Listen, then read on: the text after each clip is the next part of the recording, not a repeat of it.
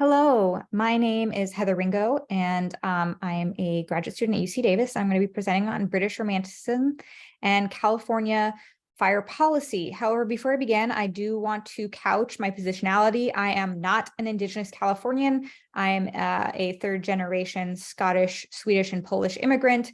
And so I'm going to be focusing mostly on literary representation for matters of cultural burning and traditional ecological practices. I would encourage folks to seek out the experts that I cite on my works cited page for these topics. All right, so to begin, Lucy Thompson, also known as Chenoa Wechewa, published To the American Indian Reminiscences of a Yurok Woman in 1916. In what is credited as the first published work of an Indigenous Californian woman, she recounts her life spanning across the 19th century. Weaving together Yurok stories with personal narrative and history, she provides important insight into the destruction wrought by settler colonialism in California. Fire plays an important motif in her narrative, as a cultural right, as a responsibility for maintaining relationship with the landscape, and as a means of restoring justice. In one chapter, she recounts how when the, quote, white race arrived, crimes followed in their footsteps of extermination. Together with race hatred, these foreign white men were wont to abuse us and call us savages, and sent some of the tribes away to distant reservations to starve and die. Yurok people believe very strongly that ere long, God will send the great conflagration that will consume all the world in flames, and that its people will pass away. Over their ashes, God will create another people who will prosper, a new people with new government and new laws, and the ages of peace and happiness will dawn again, shedding its radiance of glory over the entire world. In this passage, Thompson highlights the relationship between white supremacy and the resulting ecological disaster as consequence, with fire as mechanism to restore a better world. And it appears the fiery apocalypse she predicted is coming true, in large part to Western settler colonialism and fire suppression regimes.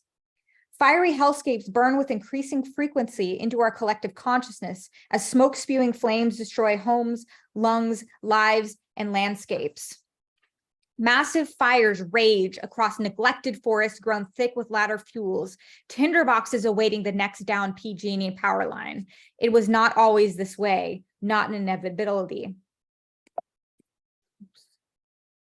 For thousands of years, Indigenous Californians, including but not limited to Yurok, Karuk, Hupa, Miwok, North Fork Mono, Pomo, and Patwin people, have sustained healthy relationships with the land through sophisticated cultural burning practices. Linguistic framing shows how fire figurations propel this praxis. Frank K. Lake, a Karuk descendant and cultural fire practitioner, describes traditional fire use as, quote, medicine.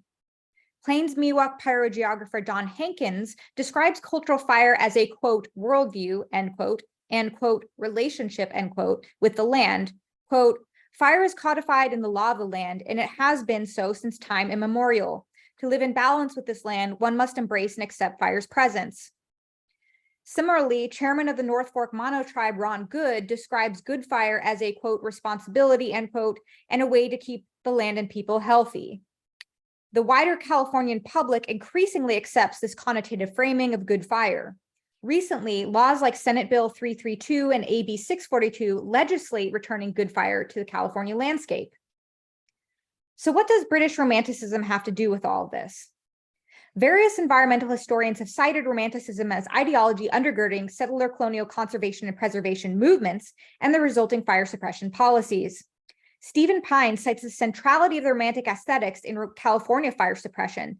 As for Romanticism-inspired conservationists, quote, the greatest horror of fire was its destruction of a noble scene, end quote. Similarly, Jonathan Spiro, Alexander Stern, Susan R. Schroepfer, and Dorcetta Taylor trace how policymakers like virulent racist and eugenicists Madison Grant, John C. Merriam, and Frankie Olmsted quoted Romantic poets as ideological inspiration for preserving and conserving wilderness for the use of wealthy white landowners. At the same time, they lobbied for the exclusion of those they classified as subhuman or, quote, undesirable. Fire in this romanticist imaginary is demonized as, quote, the greatest enemy of the forest, moral ill, by anti-Indigenous racist John Muir as, quote, scourge and, quote, arch destroyer of forest, and associated with, quote, primitives and, quote, foreign invaders, respectively.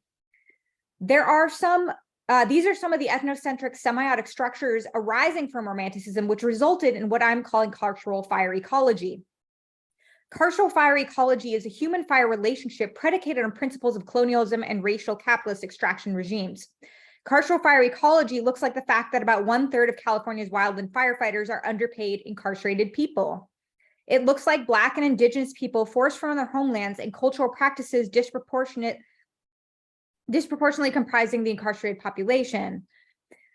These ecologies look like virtually all CAL FIRE leaders being non-disabled white men, while the harms of environmental degradation from industrialization fall disproportionately on Black, Indigenous, queer, and disabled people.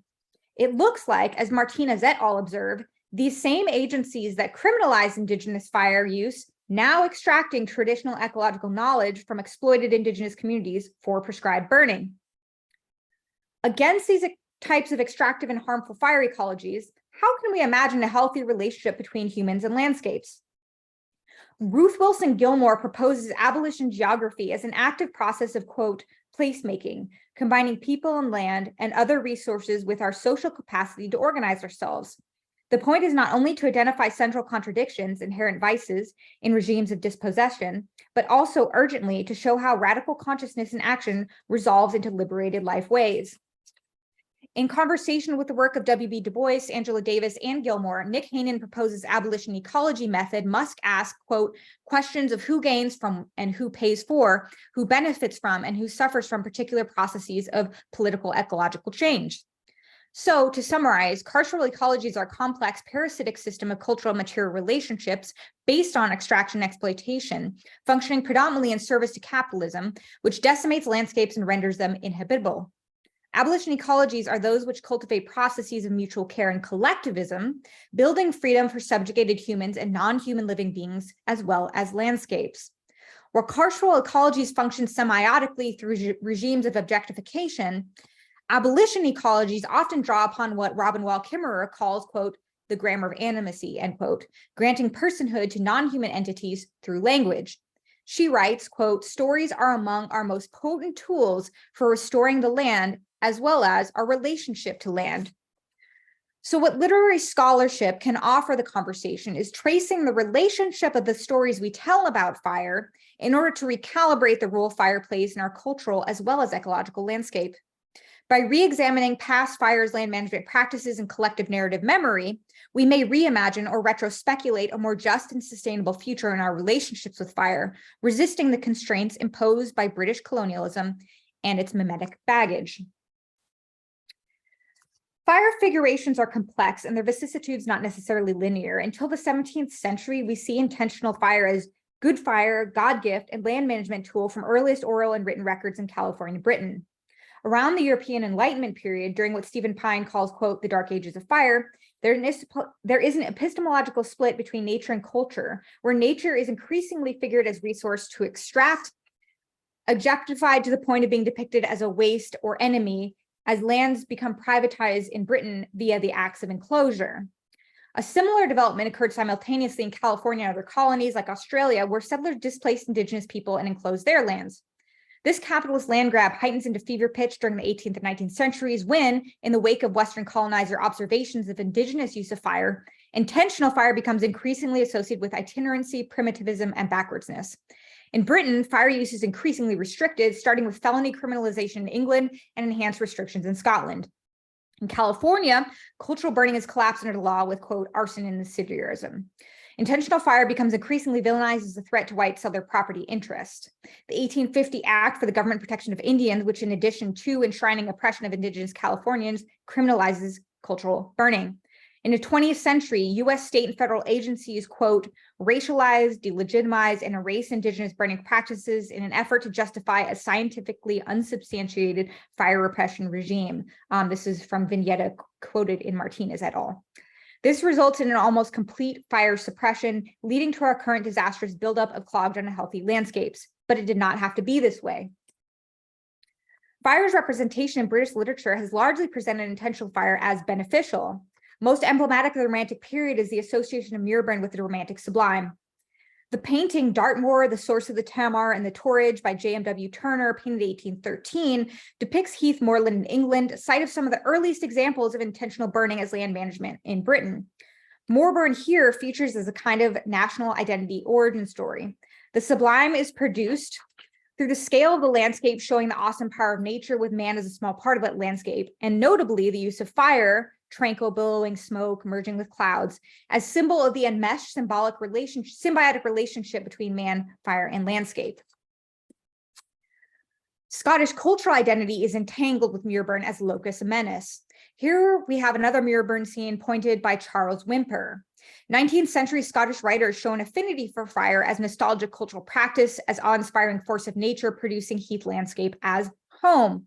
John Leyden, in his 1813 poem, Scenes of Infancy Descriptive of Teviotdale, describes Muirburn as such, quote, "How grand the scene yon russet down displays, while far the withering heaths with Muirburn blaze. The pillared smoke ascends with ashen gleam, aloft in the air the arching flashes stream, with rushing, crackling noise the flames aspire, and roll one deluge of devouring fire."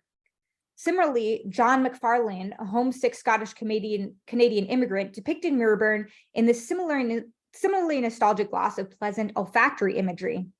Quote, "O heath upon the hills aflame, thy odor steals my spirit o'er, and stirs within the fancy deep the shadowy dreams of yore." Then there's Autumn Fires by Robert Louis Stevenson, which associates heath burning as a longing for an innocent childhood past. Quote, "From the autumn bonfires see the smoke trail, pleasant summer over, and all the summer flowers. The red fire blazes, the gray smoke towers, sing a song of seasons." Such depictions express sentimentality for cyclical relationships with the land, associating intentional fire with spiritual, sublime, and home. While California and some British representations aestheticize intentional fire, other British depictions sterilize its cultural lore. While both Muirburn and cultural burning has many different applications and cultural significances, prescribed burning, whether for agricultural or fire prevention purposes, functions mechanistically as opposed to a reciprocal relationship with fire. In 1808, Sir Humphrey Davy, the chemist and naturalist poet, wrote that, quote, "The alkalis produced from the combustion of plants tend very powerfully to promote the new growth of herbage, and that the burning of such plants as heath, firs, rough grasses, rushes, and moss is the cheapest and best means of reducing such substances to a state of minute carbonaceous particles, at once capable of supplying food to the roots of the new plants." Mirroring this view, in 1891, Thomas Hardy and Tess of the D'Urbervilles presents intentional fire as an unremarkable backdrop for Tess as she labors in the fields. In 1885 and 1898, respectively, William Black and H.G. Wells incorporate heath fires as normative, unremarkable, a part of the backdrop. These depictions normalize heath fire as an unremarkable event consistent with thousands of years of intentional heath burning and agricultural practice or natural function in the Moor ecosystem. Consistent with this view, many Californian settlers and frontiersmen embraced what they called quote unquote Indian burning, showing that there was an alternative forking path in California's disastrous fire narrative where fire use would be normalized. However, the Martians' use of fire as a tool to hunt humans and obliterate the landscape in the War of the Worlds is consistent with several late 18th and early 19th century fire tropes, which present Muirburn as ominous and associated with war and invasion. Take, for example, Lady Wardlaw's 1781 poem Hardineut, quote, "Where like a fire to heather set, bold Thomas did advance, a sturdy fay with look enraged up towards him did prance." Sir Walter Scott, in his 1810 poem, The Lady of the Lake, also depicts Muirburn with connotative trappings of war. Quote, "Not faster o'er thy heathery braes, Balwetter, speeds the midnight blaze, rushing in conflagration strong, thy deep ravines and dells along, wrapping thy cliffs in purple glow, and reddening the dark lakes below. Nor faster speeds it, nor so far, as o'er thy heaths the voice of war." Intentional fire as voice of war sets the stage for demonization of intentional fire and fire starters. We can trace the collapse of Muirburn into arson in Mary Shelley's Frankenstein, where the monster, whom scholars like Imani Perry have examined as literary embodiment of settler fears of, quote, the monstrous products that threaten to flow from, quote, institutions like slavery and colonialism, burns down the hut in a frenzied act. This moment reads like a caricature of the ways 19th century colonizers described indigenous fire use as crazed waste, the monster describing how he felt possessed by, quote, a kind of insanity in my spirits that burst all bounds of reason and reflection. I lighted the dry branch of a tree and danced with fury around the devoted cottage. I waved my brand, it sank, and with a loud scream, I fired the straw and heath and bushes which I had collected. The wind fanned the fire, and the cottage was quickly enveloped by the flames, which clung to it and licked it with their forked and destroying tongues. These descriptions mirror dehumanizing colonizer depictions of indigenous use of fire in North America and Australia. They present intentional fire as arson, as irrational, destructive, and fire starters as monstrous.